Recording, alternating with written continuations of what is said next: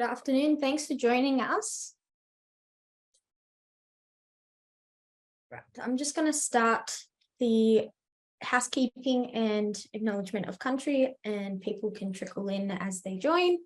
So first of all, I want to acknowledge that I'm calling from Dharawal country, home of the Wadi people.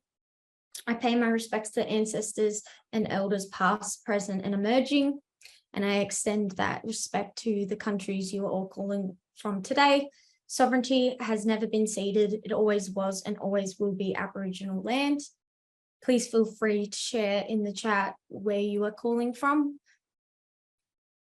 I also wanted to give a diversity statement. So I'd like to acknowledge the value of the unique personalities, strengths, interests and abilities of everyone here today. Each individual adds to our vibrant and diverse community. So I'll just let you know, we are recording these sessions to go up onto the Women with Disabilities Australia website. So please feel free to keep your camera off or change your name if you want to. That's totally okay, whatever you're comfortable with doing. So I am Rhiannon. I work here at WWDA. I will give a physical description. I am wearing a multicolored blouse with gold rimmed glasses, and I have a brunette bob and front fringe. So today we have our live captioners, so you can click at the bottom to view the captions. And we also have Auslan interpreters for us. So if you click the interpretation window, it'll give you a pop-out window and you should be able to see them in the gallery view as well. So just another couple of housekeeping items. If you want to come off mute and speak, please feel free to use any of the reactions at the bottom, the raise hand feature. Also feel free to message the Zoom chat if you want to, if you don't want to come off mute. And if you want to introduce yourself briefly in the chat, feel free to do that as well. Cool. So I'm going to share my screen now and kick off the presentation. Amazing. So I think that should all be coming up for you now. So welcome to workshop 3. This is the third and final one of these workshops I have been running this week, where we've been discussing public decision making.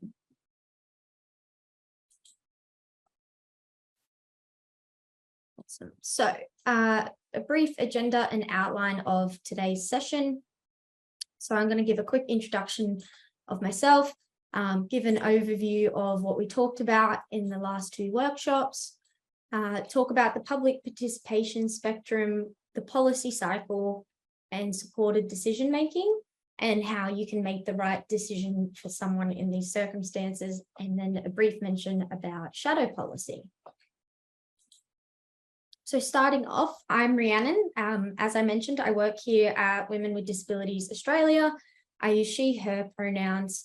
I have my Bachelor of Arts double major in politics and international relations, and I'm currently a postgraduate policy student.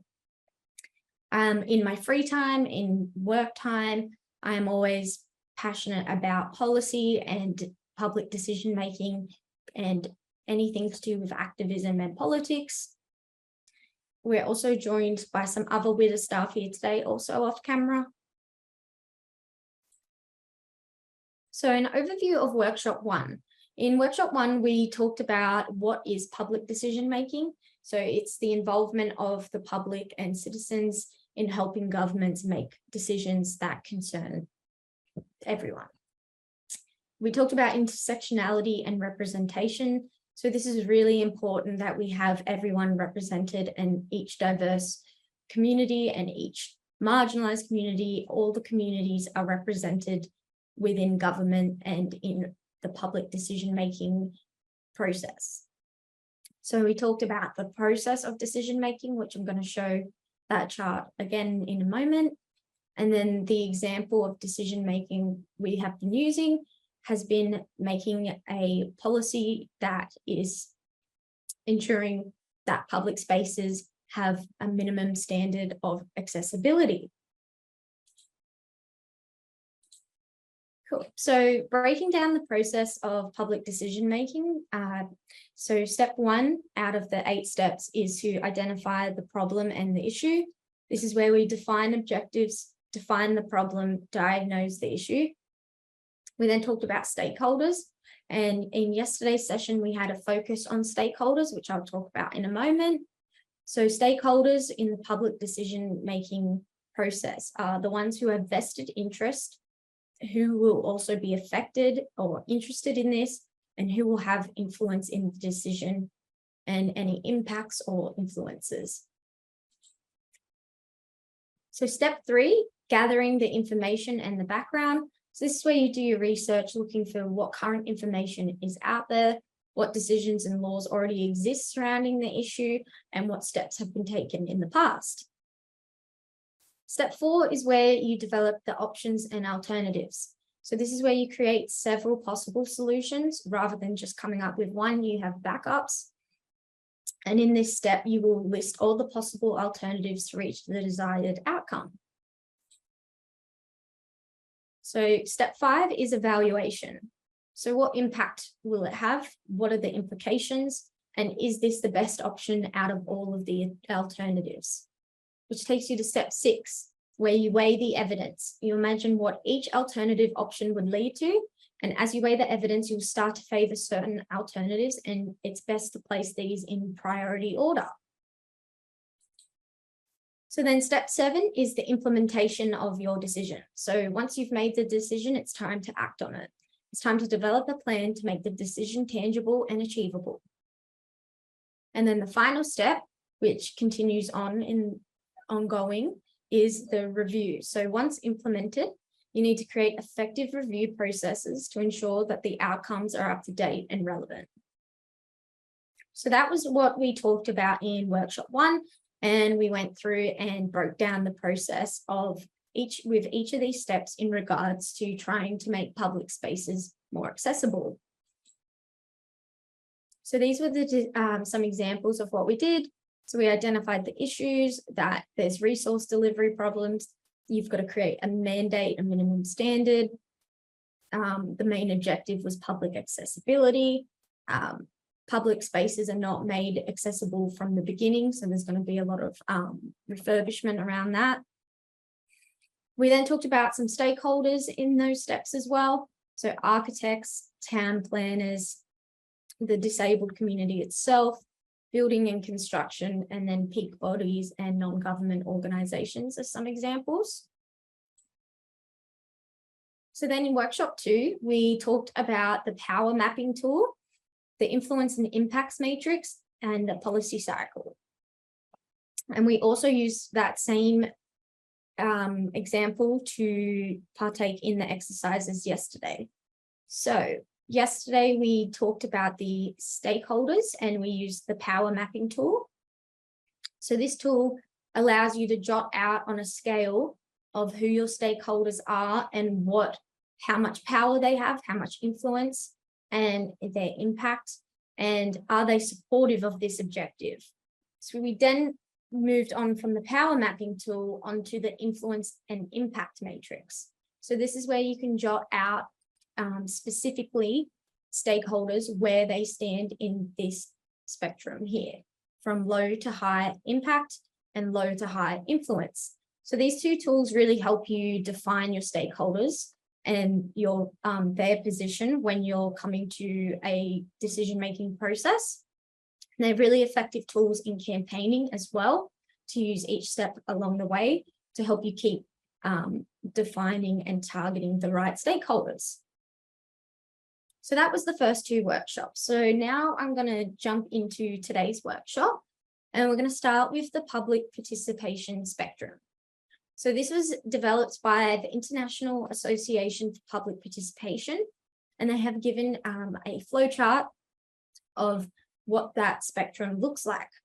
So the first step in public participation is inform. The second is consult. Third is involve. The fourth is collaborate, and the fifth is empower.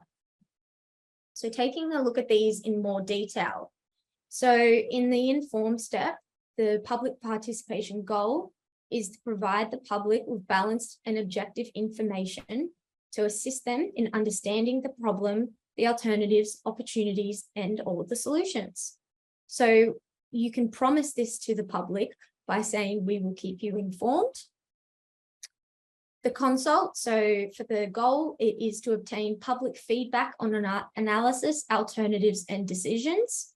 So this is where the government will say, we will keep you informed, listen to and acknowledge concerns and aspirations, and provide feedback on how public input influence the decision. For the involve step, this is to work directly with the public throughout the process to ensure that public concerns and aspirations are consistently understood and considered. To do this, they will work with you to ensure that your concerns and aspirations are directly reflected in the alternatives developed and provide feedback on how public input influenced the decision. The next step is collaborate. So to partner with the public in each aspect of the decision, including the development of the alternatives and the identifications of the preferred solutions.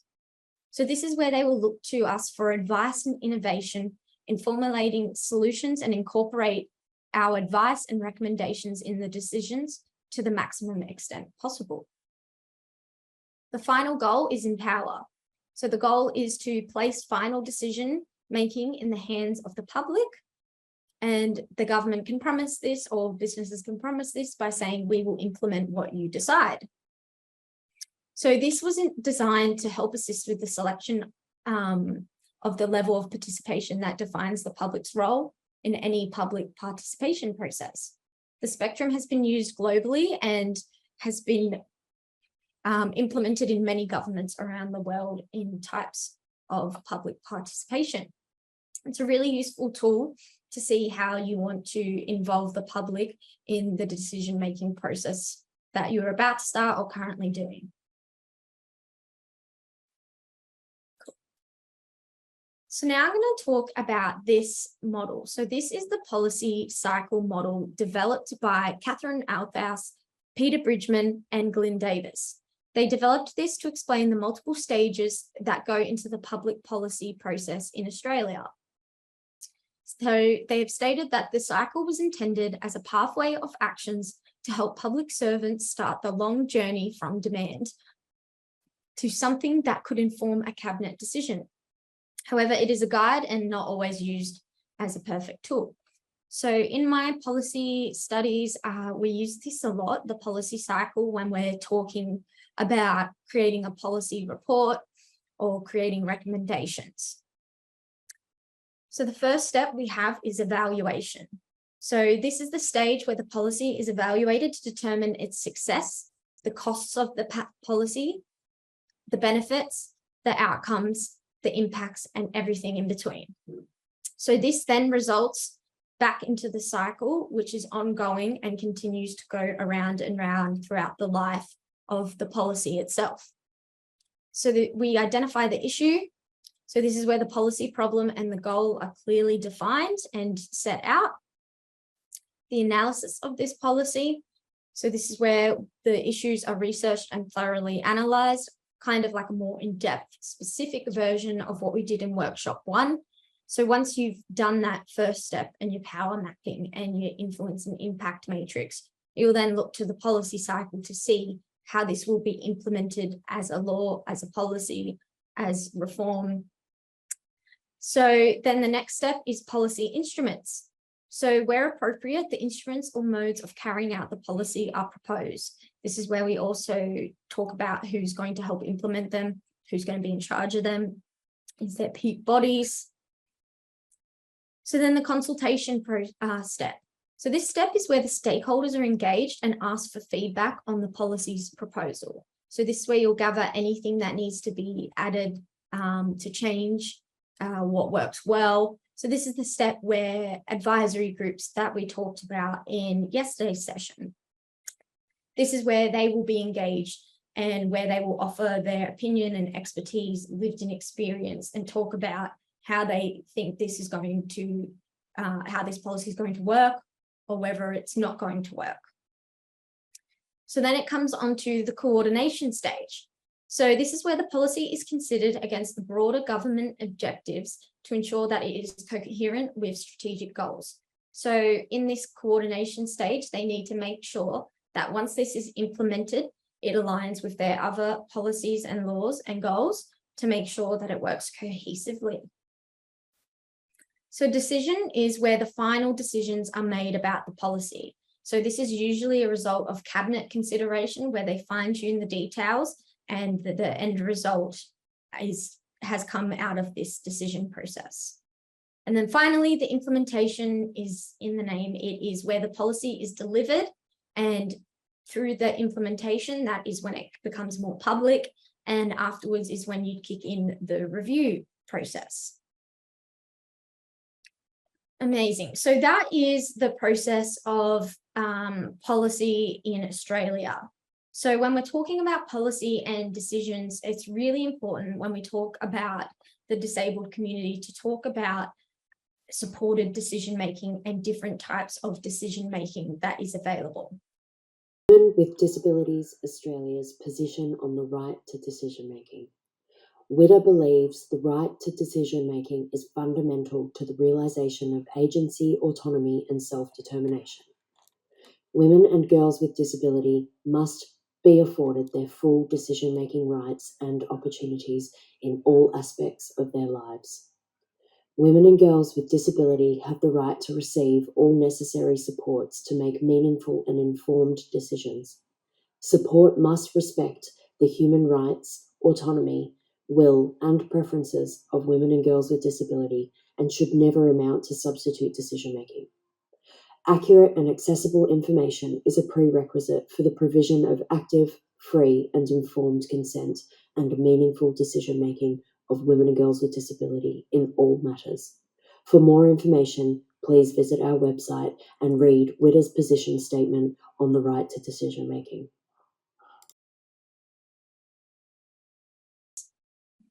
So this is a reform that's come out of the Commonwealth, and it applies to all Commonwealth states and territory laws and legal frameworks. It is the guiding principles for what each state or federal piece of law needs to say about the process of different types of decision making. So this is to ensure that supported decision making is encouraged but used as a last resort when necessary.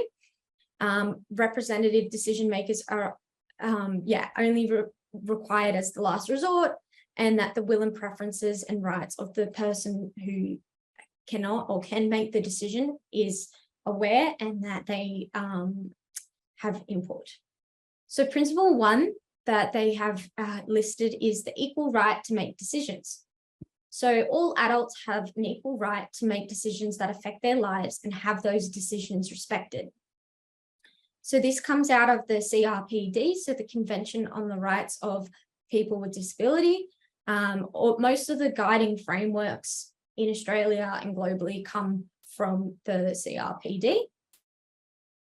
So principle 2, persons who require support in decision-making must be provided access to this support necessary for them to communicate, make, and participate in decisions that will affect their lives.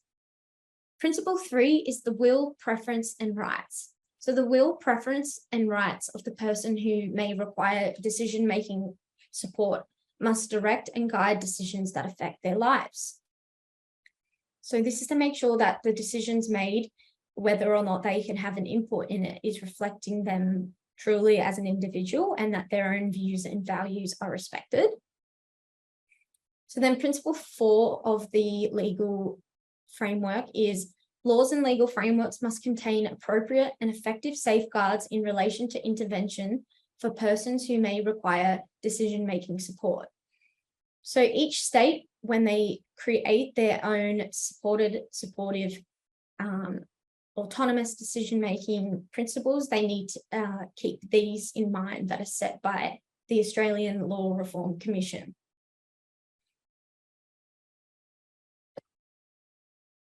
Amazing. So this is what is called the decision-making spectrum. So it starts from the person that makes the decision, so that is autonomous decision-making. So talking to family, friends, other people in your community, experts, etc., researching where possible and where capacity allows, trying things and experimenting. So autonomous decision-making is people that are capable and fully aware of how to make the decision and are able to make the decision themselves.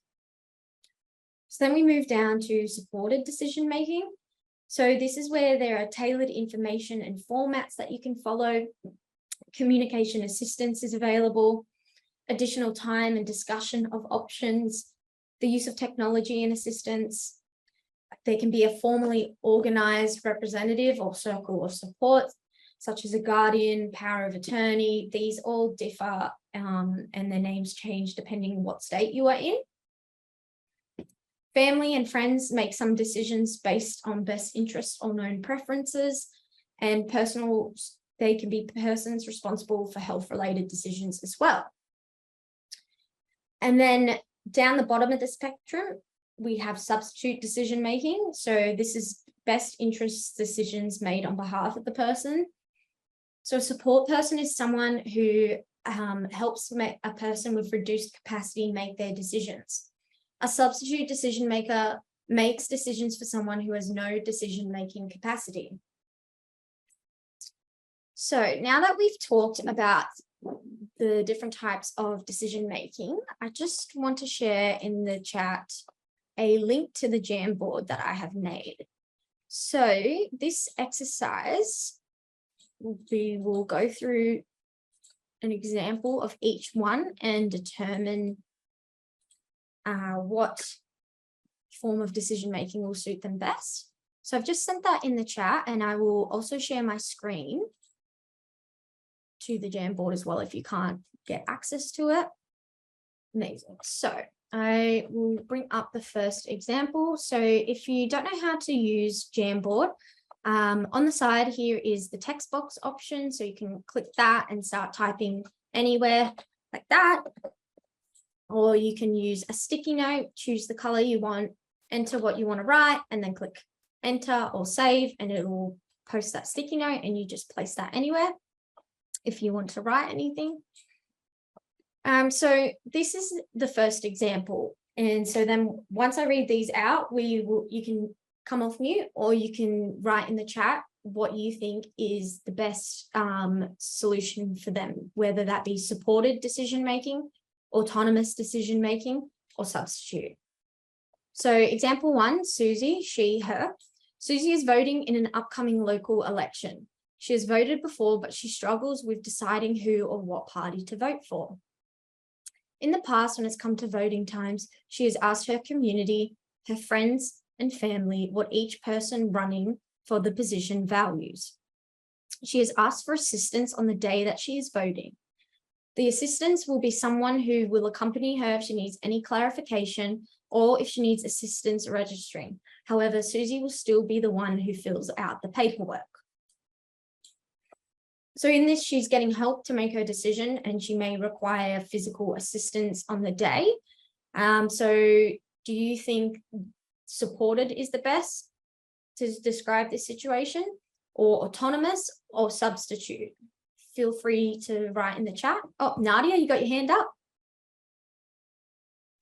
Oh, sorry, I didn't know if you wanted in the chat or for us to speak. But I think that would be supported, but it's interesting because it reflects how non-disabled people also get supports in how they make decisions.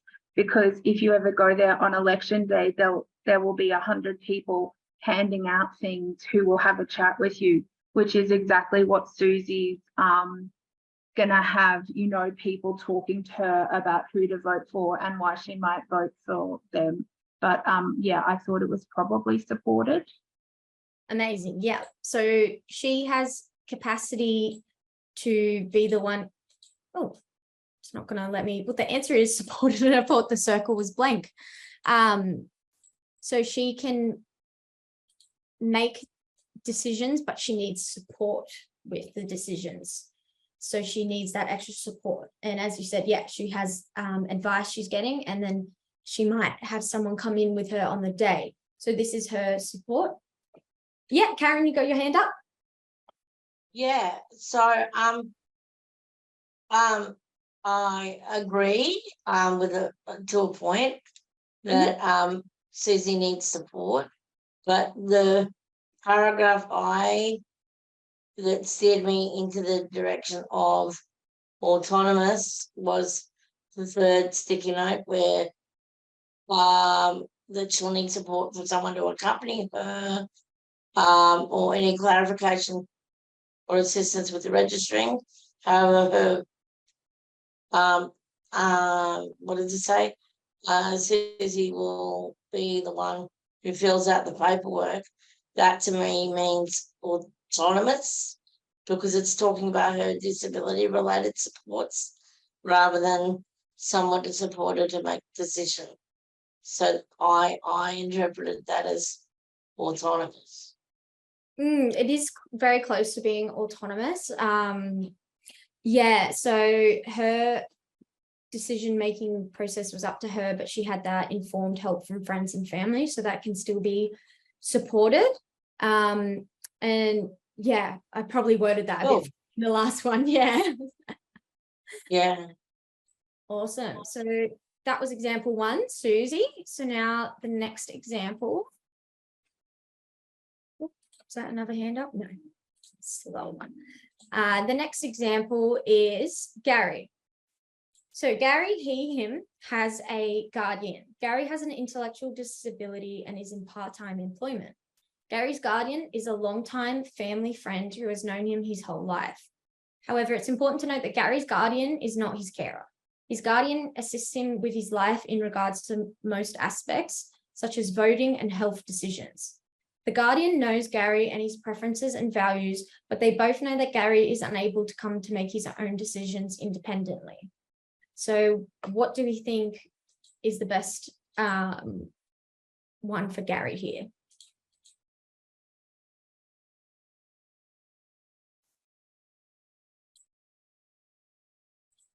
I found this one a little bit hard, to be honest. And if this was a real life situation, I'd be pushing a little bit to know, because sometimes when you know someone for a long time, and I know this is just a hypothetical, but sometimes you just think you know that you can't make a decision, but you actually can. But if we assume that everything here is 100%, is it supported? Is Gary's carer helping him with these decisions, or is he making his decisions for him? I wasn't entirely sure. Yeah, so it would be substitute. So as you were saying, you think you might know of how a person wants to decide.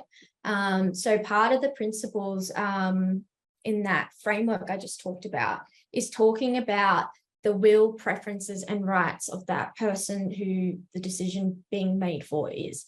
So Gary's guardian, while they're not his physical carer or anything like that, Gary's guardian knows him and how his values are. And so he can speak to him and help him understand how he wants to make a decision, but Gary cannot come to the decision himself. So this is what the substitute decision making is for. Sorry, I'm just jumping in here. That's all right. I didn't raise my hand, sorry. That's but wouldn't it be part of Witta's advocacy to say that this should be a supported decision thing, though? Well, I understand the example may not be supported, but we would argue that Gary should have a right to have supported decision and not necessarily a guardian making the decision. Yeah, so the use of the word I've used here, guardian, is because in different states and territories that might mean like power of attorney. So this is the person who has that responsibility in Gary's life to make those decisions, because Gary is unable to make his own decisions independently.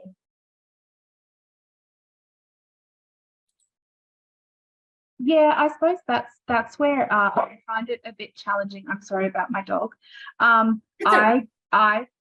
find it really challenging to go, when is a person completely unable to make decisions for themselves. The one time when I go, oh yeah, well in that case they are. Like for myself, I've experienced my dad being really sick and being in a coma, and at that stage, like he was like not able to do anything, not able to move independently, not able to speak, like literally unconscious for weeks. And so my mum made decisions for him. But otherwise, when is someone, you know, you might not be able to make the best decisions, so someone helps you. But even if you've got someone who helps you to make the best decisions, when is someone completely not able to make decisions for themselves? Because I'm not sure I've ever met someone other than someone who is literally not able to communicate. Yeah, so I guess my instinct is always to push back a bit on that, which is maybe a little bit outside of just looking simply at what the different examples are. But yeah, just a thought. Yeah, no, that's a great point. And most states have separate policy and legislation depicting in each state what makes the grounds for substitute versus supported. So that's sort of the reason why I didn't give specifics for each scenario, because I didn't want to be confusing for each state because they differ.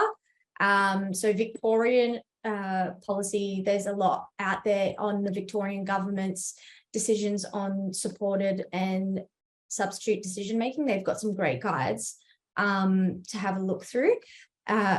I'm not even in Victoria, but I know more about Victoria's than New South Wales, just from examples I've had to research. But yeah, that sort of depends on each state.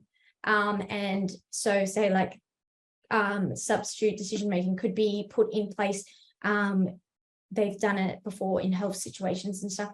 Dementia patients, they might have a substitute decision maker because they're deemed not able to make those decisions. So someone in the family might be appointed as that decision maker because they're going to have the best interests in for the decision, the person who the decision is affecting.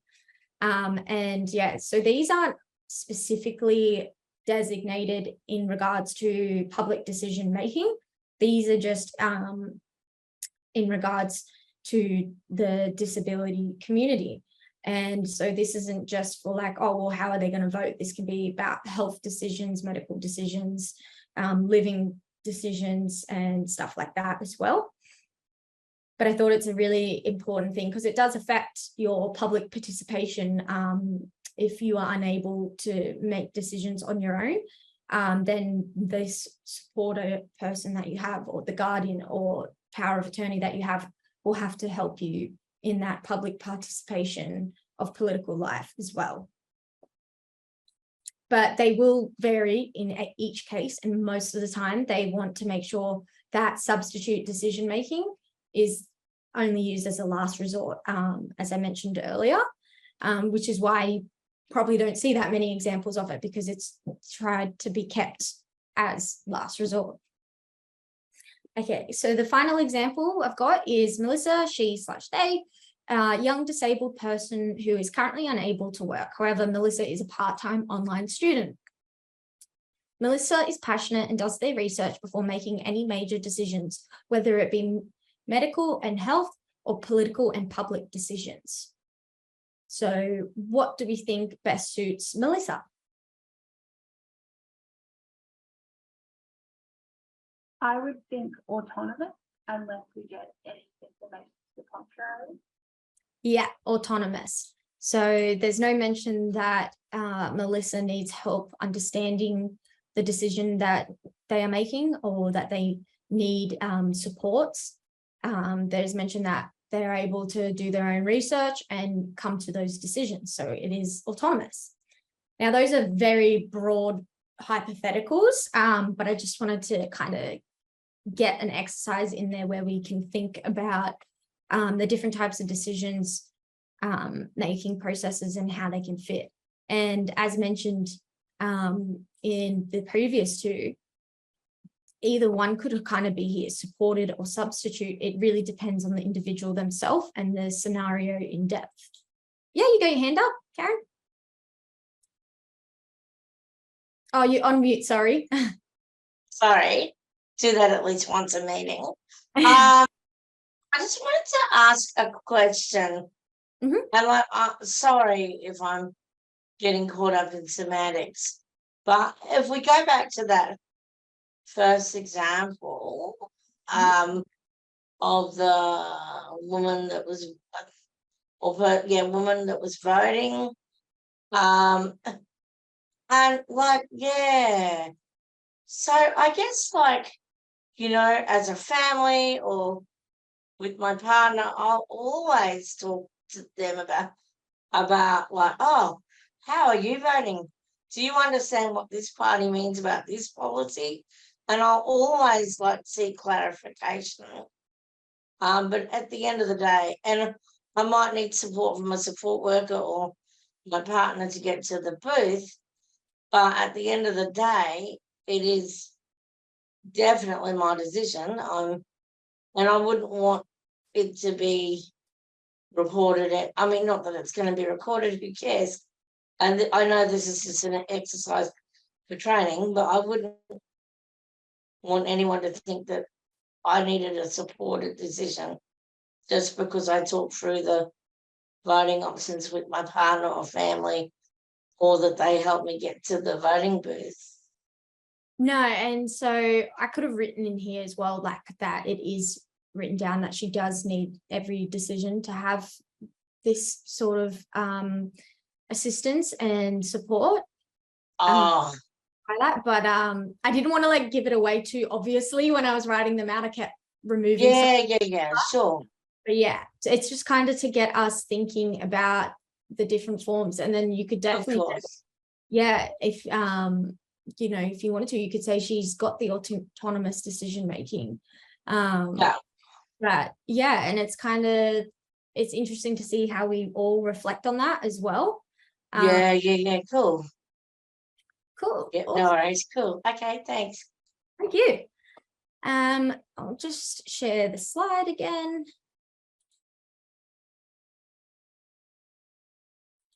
So as we kind of just went through, so supported decision making. So the guiding principles are that everyone has the right to make decisions that affect their lives, as outlined in the Convention on the Rights of Persons with Disabilities. And each person has the right to respect as well. So those who are helping in supported or substitute decision making has to respect the values, experiences, and goals of the decision affected person. So they need to respect the decision maker's right to make the decisions, take risks, make mistakes, and change their mind, but also need to be aware of the control and power that they have in that situation. So supported is where one person gives another person the support they need to participate in decision making. However, the focus should be on that support and not on making the decision for them. So each individual is different and it varies, but the support should be made on a decision to decision basis, depending what level or type of support that person needs. So by supporting someone to practice making decisions, you can help them improve their skills and build their capacities to make decisions for themselves over time. And this also allows them to be an active political citizen and participant in their daily lives. So relationships with decision makers, this will vary from person to person and situation to situation. And as I mentioned, depending on what state you're in, there may be different names for the title of the person helping make the decision or the substitute decision maker. So the relationship has to be built on trust, and it can be hard to support someone using the principles mentioned if you don't have a vested interest in the decision. You may have vested interest if you lose or gain something, depending on it. Okay, my notes just went all over the place. So as mentioned, depending on the state or territory, a substitute decision maker may be called an enduring guardian, an attorney, a power of attorney, an agent, a person responsible, or just known as a decision maker. So how does supported decision making differ from substitute? So a substitute decision maker makes decisions for someone who has no decision making capacity. The role of a substitute decision maker is to make decisions on behalf of the person that they represent, and the legal effect of a decision made by a substitute decision maker is the same as if the person had made the decision themselves.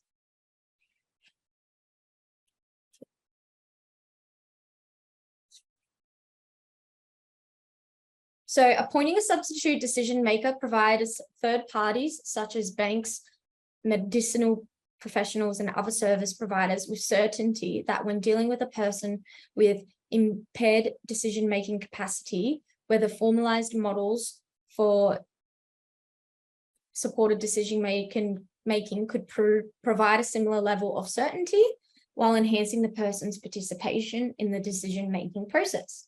So it is a challenge that needs to be considered upon each case and each individual. So when we're talking about politics and voting and public decision making, yesterday I talked about the importance and the usefulness of advisory groups, management committees, and stuff like that as a means of being an active political citizen. So substitute decision making and supported decision making can be used in those elements, those areas as well. So someone attending a town hall meeting who might need that supported decision making can have that decision making supporter with them to help them understand what has just happened, what is going on, and how we can use that information to support their decision. But that supporter isn't going to tell them exactly what to do. They're just supporting the person into making the right informed choice. And now, as we mentioned before, people with autonomous decision-making capacity do the same thing. We get people's opinions and we help make our own informed choice. But there is still that difference. And not all substitute decision-making agreements, as I mentioned, depending state to state, may not be written in writing. They may be a more informal choice, but this really depends on the situation that one is in, such as health decisions or living decisions or anything like that, and what state you're in. I have a really helpful link as well that I'm just going to send in the chat. Oh, my document closed. So this is a online guide, it's called, and it goes through the types of decision making and how you can best support someone when helping them come to an informed choice. The link didn't disappear. Second. There we go.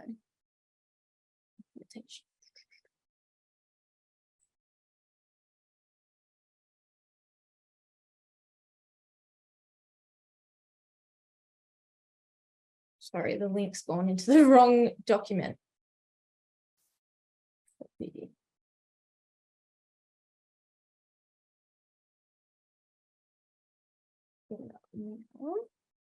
So yeah, this is kind of like a module online for better understanding supported decision making, and then it can help you look at your own state's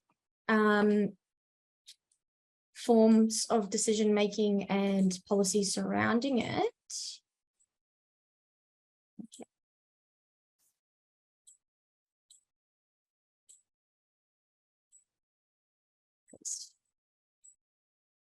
I think that's the right link now. Yeah, awesome. So I've just put that in the chat. And they even have a toolkit called My Decision Making Toolkit. So it helps you, it also helps people understand if they might need support in future decisions, or even just helping you become more confident in your own decision making. And yeah, that's a great site as well. So that comes from Atticus Advocacy, who do a lot of advocacy on decision making. So, okay. Now, just before we finish up for the day, I also wanted to talk about shadow policy.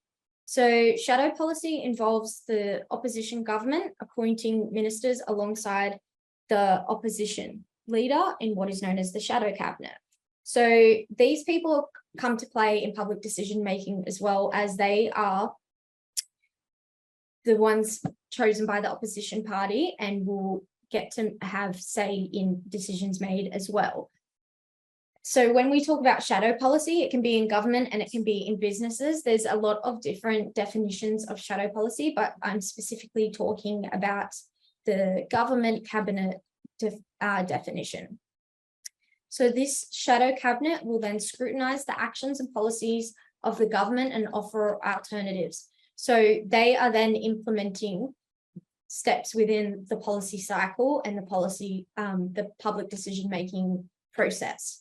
So the government in charge has given this piece of policy, law, legislation, and the shadow cabinet, so the ministers in the opposition, will then evaluate this and offer their own alternatives, offer feedback, and this is all a part of the policy cycle in that evaluation stage. So this can have a major impact on the efforts of the public and their public decision-making conversations, and it can help them offer another point of view. So when we see the political party in charge releasing a policy, public decision, anything like that, and then the opposition speaks out, this can be a reflection of how they have commented on that piece of policy in that process and cycle. Amazing. And then within businesses as well, so shadow policy can be viewed as backups for decisions in place, kind of like a fail-safe if the first one doesn't work. But then again, there are so many different definitions of shadow policy, and it really depends on what context that it is being used in.